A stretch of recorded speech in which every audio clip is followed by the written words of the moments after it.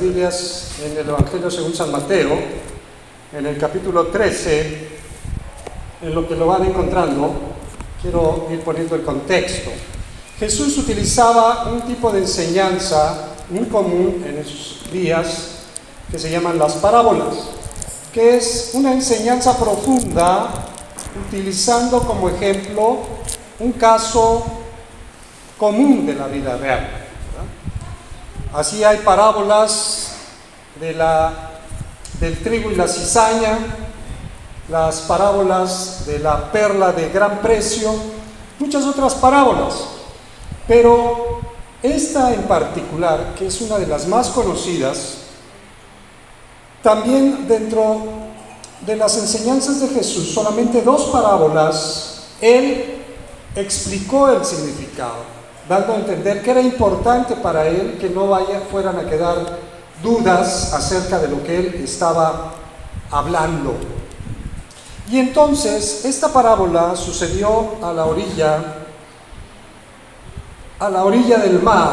Dice: aquel día salió Jesús de la casa y se sentó junto al mar, y se le juntó mucha gente. Habla de una gran multitud que se acercó para escuchar la palabra de Dios.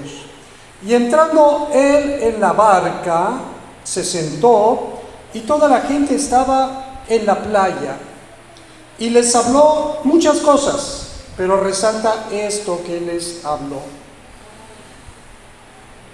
Dice: he aquí, les habló muchas cosas por parábolas, diciendo: he aquí, el sembrador salió a sembrar. Y mientras sembraba, parte de la semilla cayó junto al camino, y vinieron las aves y la comieron. Parte cayó en pedregales, donde no había mucha tierra, y brotó pronto porque no tenía profundidad de tierra. Pero salido el sol se quemó, y porque no tenía raíz se secó. Y parte cayó entre espinos, y los espinos crecieron y la ahogaron. Pero parte cayó en buena tierra y dio fruto, cual a 100, cual a 60 y cual a 30 por uno. El que tiene oídos para oír, oiga. Mire, hay varias cosas que quisiera notar sobre esta parábola en esta tarde. La primera, el asunto de la multitud. Dice que había una gran multitud que estaba escuchando lo que Jesús oía. Hay quien tiene, entre los círculos cristianos, se habla de la pasión por las multitudes, del deseo de que mucha gente escuche la palabra de Jesús. Pero la enseñanza de la palabra revela algo que, aunque quizás no nos guste aceptar, es una realidad. Jesús dijo: miren, el camino que lleva a la perdición, ¿cómo es? Ancho y espacioso, y son muchos los que transitan a través de él. Pero el camino que lleva a la vida, ¿cómo es?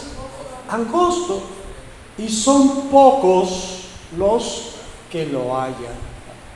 Mucha gente ha escuchado de Jesús, mucha gente ha escuchado de su enseñanza, pero la palabra de Dios también dice: muchos son los llamados y pocos son los escogidos. ¿Por qué?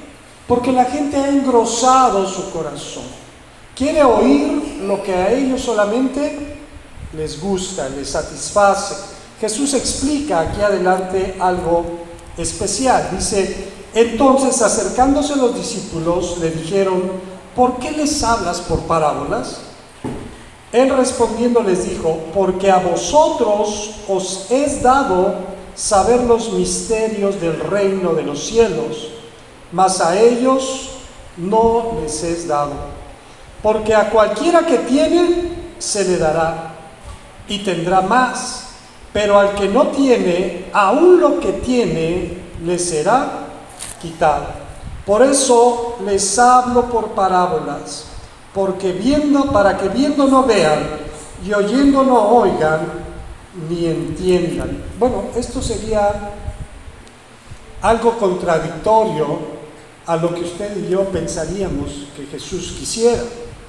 Él quería que la gente le escuchara, Él quería que la gente oyera el plan de salvación de Dios para la humanidad. Pero ¿por qué hace esta determinación Jesús? Diciendo, mira, es para que lo oigan y no lo entiendan.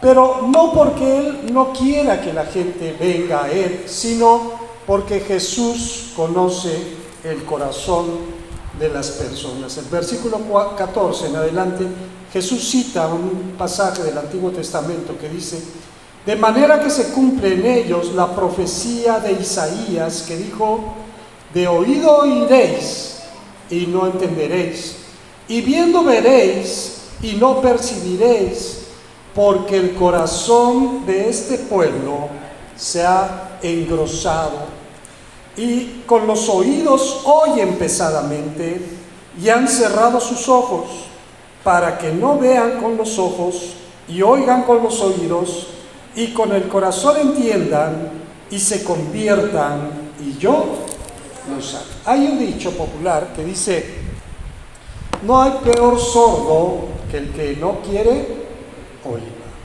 Hacíamos una reflexión hace meses allá en la iglesia que se llamaba "Estás viendo y no ves". Hay gente que está viendo su necesidad, que está viendo la forma en que están viviendo, las necesidades que ellos tienen, y ni aún así quieren acercarse a Dios. Hay gente que está enferma, y no solamente hablo físicamente, sino hay enfermedades del alma. Uno de los más grandes problemas hoy en día de salud, uno podría pensar, bueno, a lo mejor es la diabetes, o los problemas cardíacos, o cuánta gente no conoce usted con problemas en los riñones. Pero la peor enfermedad de este siglo se llama depresión. Usted ve a la gente sonriendo, lo saluda en la calle, la gente va a la fiesta, parece que todo está bien. Pero hay momentos de soledad donde esas personas que son todo risa, toda alegría aparentemente, entran en un trance, en una circunstancia que a veces vienen a su mente pensamientos de suicidio, y uno podría decir: ¿por qué si esta persona aparentemente está cómo? Está bien. Pero hay una enfermedad en su alma que se llama depresión. ¿Cuántos jóvenes no se matan cada año? ¿Cuántas mujeres, cuántos hombres no se quitan la vida pensando que va a ser la solución a sus problemas? El corazón de las personas se ha engrosado. Engrosado quiere decir que no deja que penetre la palabra de Dios. Dice, oyen, pero pesadamente. Es como el ejemplo que dice: les entra por un oído y les sale por el otro. Dice, y su corazón no alcanza a entender, y entonces no van a venir a mí y no van a tener oportunidad. Dice, y se conviertan y yo los sane. Pero dice el 26, y ahí es donde quiero hacer énfasis: pero bienaventurados vuestros ojos porque ven, y vuestros oídos porque oyen. Estábamos hablando que Jesús le había hablado a una gran multitud, pero aparte, comparación de la multitud con sus discípulos, los discípulos eran pocos, y Él les dijo: miren, bienaventurados vuestros ojos porque ven, y vuestros oídos porque de cierto os digo que muchos profetas y justos desearon ver lo que veis y no lo vieron, y oír lo que oís y no lo oyeron. A veces no valoramos la oportunidad que tenemos de conocer a Dios de la manera en que Él se está revelando a nuestra vida. Y en el 18 dice, oíd pues vosotros la parábola del sembrador. Y empieza a explicar. Es un ejemplo muy práctico, sucedía todos los días. Allí en Israel los terrenos son muy irregulares, entonces hay partes que son de pedregales, hay partes donde había espinos, había partes del camino y había partes donde la tierra era apta para sembrar.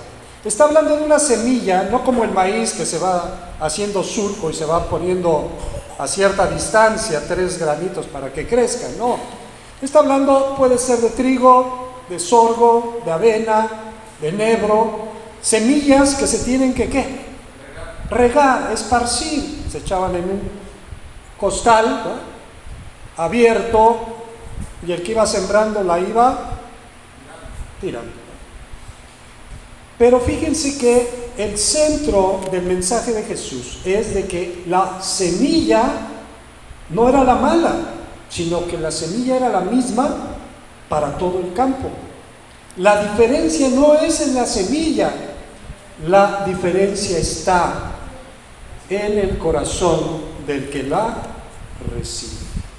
Miren, usted quizás tiene poco en la palabra o quizás ya tiene tiempo, y algunos hermanos a veces se nos acercan y tienen ciertos cuestionamientos porque dicen, oye hermano, pero ¿cómo está esa situación? Mire, fulano de tal o tal familia se reunía, se congregaba, incluso servían a Dios, y ahora viven como si nunca hubieran conocido de la palabra de Dios. ¿Qué fue lo que pasó? ¿Qué fue lo que ocurrió en esa vida, en ese corazón? Y es lo que Jesús nos va a explicar el día de hoy. No estamos hablando de que si una persona es buena o es mala. No se está juzgando si esta persona fue buena o fue mala. Vamos a ver qué tipo de tierra es cada una de estas personas. Y al final vamos a reflexionar, porque no solamente queremos ver hacia afuera, es bueno ver lo que hacen los demás, pero a veces solamente nos quedamos allí y no reflexionamos, caray, ¿yo qué tipo de tierra soy? Dice que el primer ejemplo es el que cayó en el camino. Esas personas, dice Jesús, son los que oyen de momento la palabra y la reciben con gozo, pero inmediatamente vienen las aves del cielo y la arrebatan. Y ese ejemplo lo pone Jesús diciendo, esas personas que son como el camino, no están preparados realmente para recibir la palabra. Cayó la palabra en ellos, pero realmente su corazón, su vida no estaba preparada. Inmediatamente dice, viene el diablo y arrebata la palabra. Y esa persona de momento la oyó con gozo, pero al día siguiente, a la semana siguiente, ya no quiere saber nada. Y uno dice, bueno, si primero decía que sí le gustaba y ahora no quiere saber, ya vino el diablo, ya obró en su vida y esa palabra no le sirvió de nada.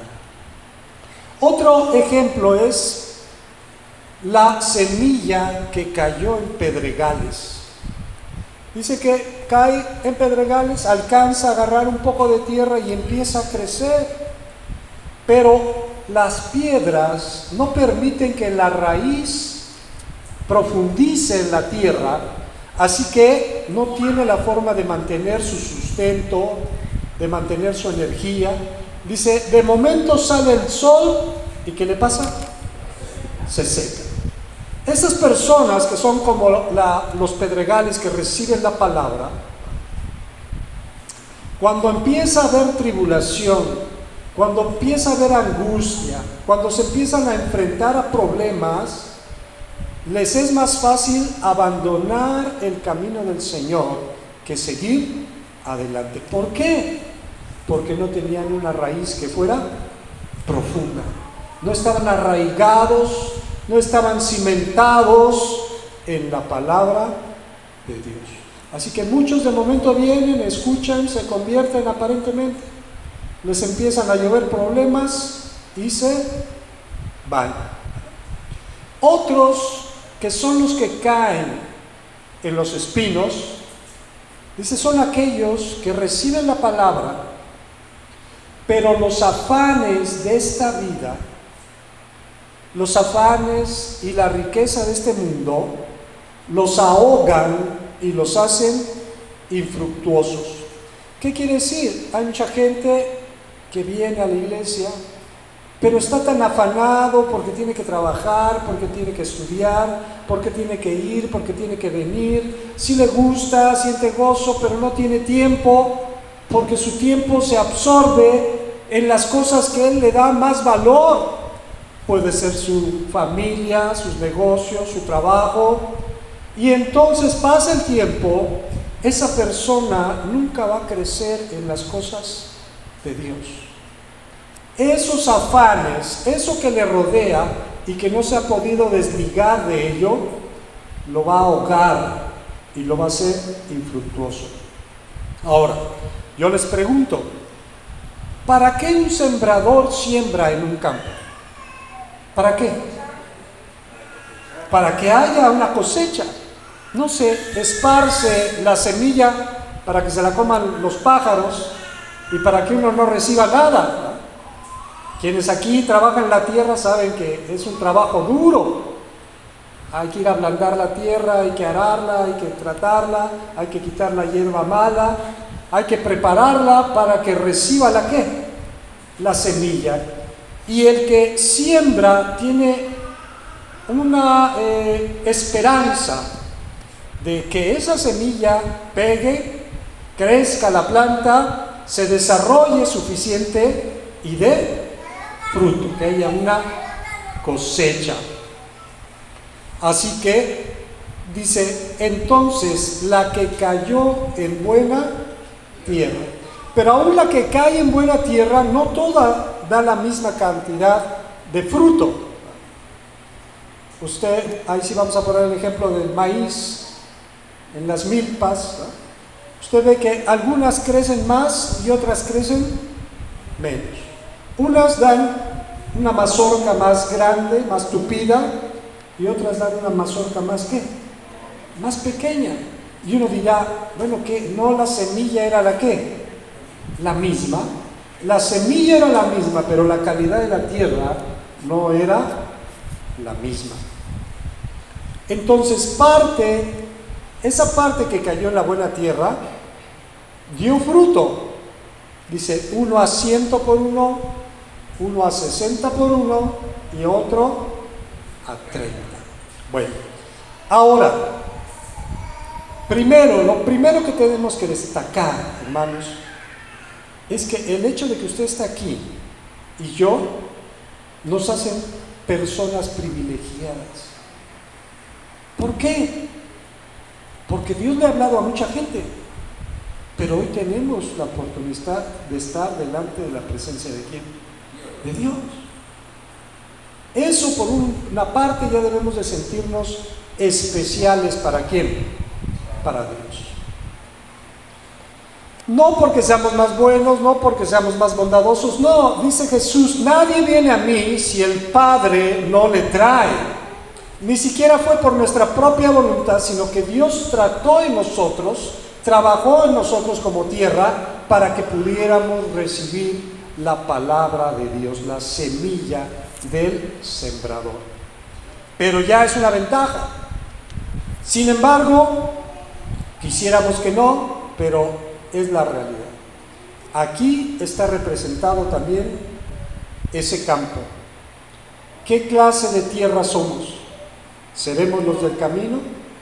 A lo mejor la recibimos con gozo, pero estamos dejando que el diablo haga su trabajo. ¿En dónde? En mi vida. ¿O seremos como los pedregales, que en cuanto empieza a haber problemas es más fácil que huir, correr? ¿O seremos como los espinos, que estamos afanados y turbados, como aquel ejemplo cuando Jesús fue a visitar a aquella familia que habla que vivía en una aldea que se llamaba Betania. Y esa familia no habla del papá ni la mamá, no sé, la Biblia no dice qué pasaría con ellos, pero habla que eran 3 hermanos, 2 mujeres y un hombre. El hombre se llamaba Lázaro, las mujeres se llamaban María y Marta. Y cuando pasaba Jesús por ahí, pasaba a visitar a sus amigos. Y un día pasó y dice que le estaban preparando algo para que él comiera.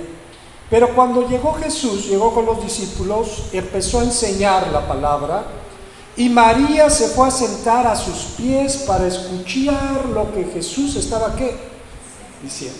Pero Marta estaba afanada y turbada.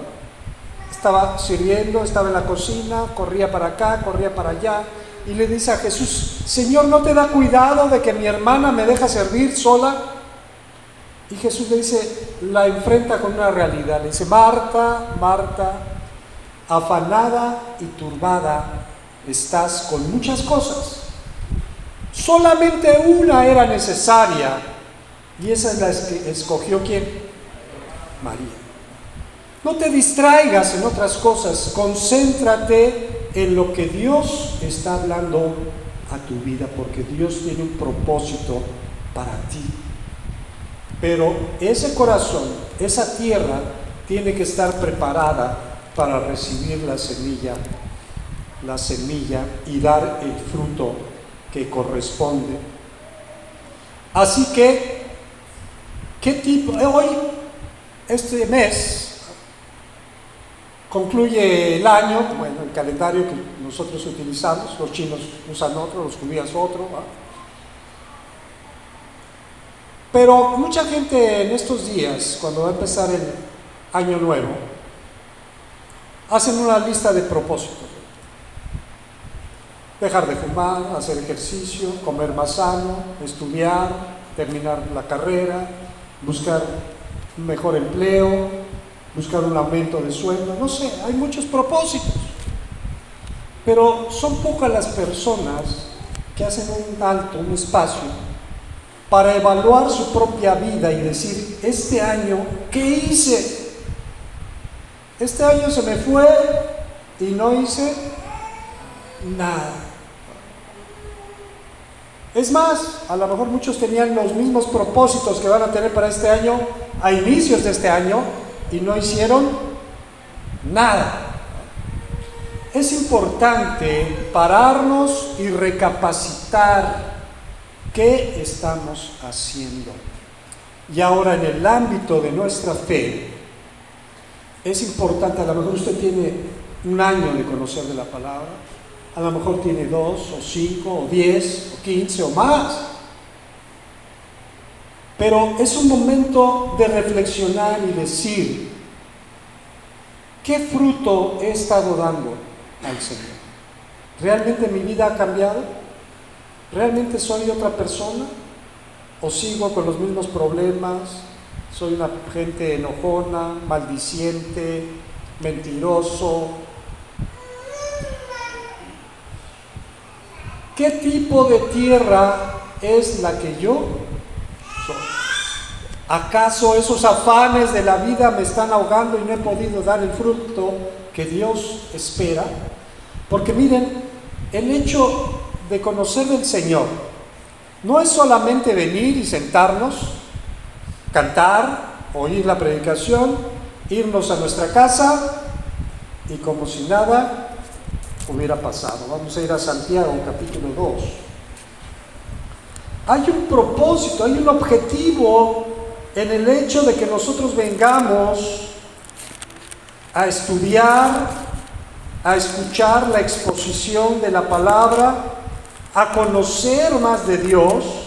¿Qué propósito tiene? Capítulo 1, de Santiago, en el verso 19, dice: por esto, mis amados hermanos, todo hombre sea pronto para oír, tardo para hablar, tardo para airarse, porque la ira del hombre no obra la justicia de Dios. Es otro tema, algún día lo tocaremos, el asunto de la ira. Por lo cual, desechando toda inmundicia, o sea, tienes que aprender a desechar todo aquello que no le agrada a quién, a Dios. Voy a poner un ejemplo muy práctico. En la escuela, en el trabajo, en el mercado, convivimos con gente que, bueno, ojalá quisiéramos que toda la gente con la que conviviéramos es gente que conoce de quién, de Dios. Pero la mayoría de las personas con las que convivimos no tienen conocimiento de las cosas de Dios, no tienen temor de quién, de Dios. Y cuando estamos con ellos, ellos hablan de las vanidades, hablan de doble sentido, hablan de groserías, y uno está ahí. Tampoco nos vamos a estar tapando los oídos. Pero muchos que aunque vienen a la iglesia, están con sus amigos, con sus familiares, y también le entran igual al cotorreo. Están echando chistes colorados, pues también no sabemos chistes colorados, ¿o no? Y queremos entrarle también al ¿qué? Al quite. Me dicen una grosería, pues yo se la regreso, yo también me sé unas y más grandes. Debemos desechar, dice, toda ¿qué? Toda inmundicia y abundancia de malicia. Recibid con mansedumbre. Bueno, aquí también voy a poner un ejemplo, aquí en el campo, que es donde se conoce. Si usted se compra un caballo, para lo que lo quiera usar, para montar o para ponerlo en un carrito o para arar, ¿va? Si el caballo es mansito, usted va a poder trabajar bien con él, ¿sí o no? Pero si el caballo es refjego, ¿le va a costar trabajo o no? Hay caballos que son mordelones, ¿no les ha tocado alguno? Y una mordida a un caballo de un burro es una cosa pesada, ¿no? Se requiere que ese animal, estamos haciendo el ejemplo del animal, ¿no? Que ese animal sea manso para que uno pueda trabajar con él. Dice aquí, recibe la palabra. ¿Cómo la tenemos que recibir? Pero si somos rejegos, no, es que ¿por qué? ¿Y por qué esto no? ¿Y por qué voy a hacer? ¿Y por qué voy a ir? ¿Y por qué? A todo le hallamos, hablábamos de los cristianos milperos, no son los que siembran, son los que le ponen 1000 peros ¿a qué? Hermanos, los esperamos en la mañana para orar. Ay, no, qué flojera, que por qué, que quién sabe. Bueno, vamos a orar a mediodía. No, hace mucho calor. Bueno, hermanos, vamos a orar en la noche. No, ya estoy cansado de tanto trabajo. O sea, le hallamos 1000 peros a todas las cosas. Dice, recibe con mansedumbre. Recibe con mansedumbre la palabra implantada.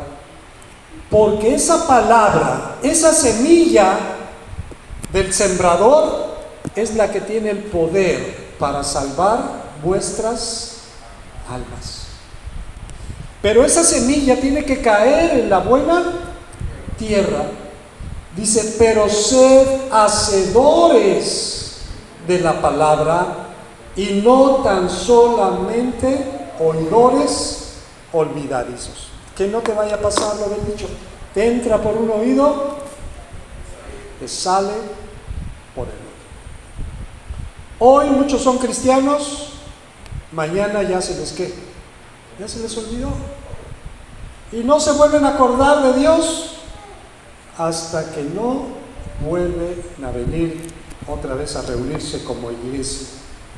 Sed hacedores de la palabra y no tan solamente oidores. Y el final de este versículo es muy triste. Es muy triste. Engañándoos. ¿A quién engañas? ¿A quién engañas? Si no has tomado en serio las cosas de Dios, ¿a quién estás engañando? ¿Al pastor? ¿A los hermanos? ¿A quién le estás engañando? Te estás engañando a ti mismo. Tengo muchos años de servir al Señor, muchos años. Y en el camino, hermanos, yo he visto mucha gente que se ha salido. Y no les digo gente que se acaba de convertir, gente de familias enteras que servían a Dios en la pastores, conozco a pastores que viven como si ya nunca hubieran conocido la ¿qué? De la palabra. Mucha gente, esto no es nada más de haber escuchado un rato, de ir un tiempo. La palabra de Dios dice, el que perseverare hasta el fin, este será salvo. Otra palabra dice, séme fiel, ¿hasta cuándo? Hasta la muerte, y yo te daré la corona de la vida. Y en ese transcurrir de los años, porque a mucha gente le hemos hablado, le hemos enseñado, lo hemos visitado, y después de tanto tiempo que abandonen, que se vayan hacia atrás, que olviden las cosas de Dios, lo que Dios hizo por ellos. A veces me da ganas de decirles, no se los digo, pero me dan ganas, decirle, no nos hubieras hecho perder el tiempo, ni tú hubieras perdido el ¿qué? El tiempo, porque no te va a servir de qué. Esto no es de, hay mucha gente que dice, no, yo era cristiano, yo me reunía, yo iba, no te sirve, si es en pasado, eso no sirve de qué. La palabra creer, dice, que de tal manera amó Dios al mundo, que dio a su Hijo unigénito, para que todo aquel que en Él cree, ¿qué pase? Ese verbo de creer no es que creyó o que creerá, es un presente continuo. Hoy creo, mañana debo de seguir creyendo.